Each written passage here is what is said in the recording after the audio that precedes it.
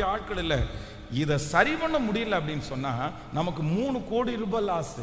ஆனா இந்த மனுஷனை பகைக்காம அவன் கெட்டவன்னு தெரிஞ்சிருச்சு, அவனை திருத்த முடியாதுன்னு தெரிஞ்சிருச்சு, சரி அவ்வளவுதான் அவன் வேலையை பார்த்துக்கிட்டோம் அப்படின்னு அன்னைக்கு விட்ட ஒரு காரணத்திற்காக இன்னைக்கு இவ்வளோ பெரிய லாபத்தை நான் சம்பாரிச்சு கொடுத்துருக்கிறேன்.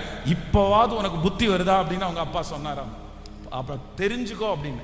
அப்ப ஆண்டவருடைய பிள்ளைகளை ஒன்று நினைத்துக் கொள்ளுங்கள். யாருடைய எனக்கு இன்னைக்கு ஒருவேளை தெரியும், இன்னைக்கு ஒருவேளை பக்கத்து வீட்டுக்காரருடைய உதவி நமக்கு தேவைப்படாது, இன்னைக்கு வேற நம்ம சொந்தக்காரனுடைய உதவி தேவைப்படாது, இன்னைக்கு சர்ச்சில் இருக்கிற ஒருத்தருடைய உதவி நமக்கு தேவைப்படாது. ஆனா என்னைக்காவது ஒரு நாள் நம்மை சுற்றி இருக்கிற மனிதர்கள் உங்களுக்கு பயன்படுவார்கள். நான் தனியாக ஒன்றும் பண்ண முடியாது, நான் எனக்கு பிரசங்கம் பண்ண தெரியும், எனக்கு பாட்டு பாட தெரியும், நான் ஸ்டேஜில் நிற்க முடியாது. இந்த ஸ்டேஜில் நான் நிற்கிறேன் அப்படின்னு சொன்னால் ஒன்று கர்த்தர் எனக்கு இருக்கிறார். ஆனால் என்னை சுற்றி நிறைய பேர் இருக்கிறாங்க, என்னை சுற்றி நிறைய பேர் இந்த இடத்துல தேவைப்படுகிறார்கள்.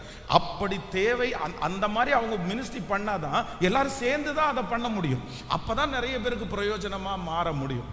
ஆனா உலகத்திலேயே உதவியே தேவைப்படாத ஒருத்தர் யார் அப்படின்னா நீங்களும் நானும் ஆராதிக்கிற கர்த்தர் தான் உதவியே தேவைப்படும். உலகத்தில் இருக்கிற ஒரு மனுஷனால ஒரு காரியத்தை செய்கிறதற்கு இன்னொரு பொருளோ இன்னொரு நபரோ கண்டிப்பாக அவசியம். இப்ப பாருங்களேன், மனுஷன் எப்படி உண்டானா அப்படின்னு சொன்னா கொஞ்ச நாளுக்கு முன்னாடி குரங்குல உண்டானா அப்படின்னு சொல்லிட்டு இருந்தாங்க. இப்ப என்ன சொல்றாங்க அப்படின்னு சொன்னா துகள்கள் எல்லாம் ஒன்று சேர்ந்து தான் உண்டாயிருச்சு இந்த உலகம் அப்படின்றாங்க. எல்லாம் நல்ல பொடி ஏதாவது. அப்போ உலகத்திலே இருக்கிற ஒரு விஞ்ஞானி உன்னை கண்டுபிடிக்கணும்னா உன்னை வச்சுதான் உன்னை கண்டுபிடிக்க முடியும், உன்னை வச்சுதான் உன்னை உருவாக்க முடியும்.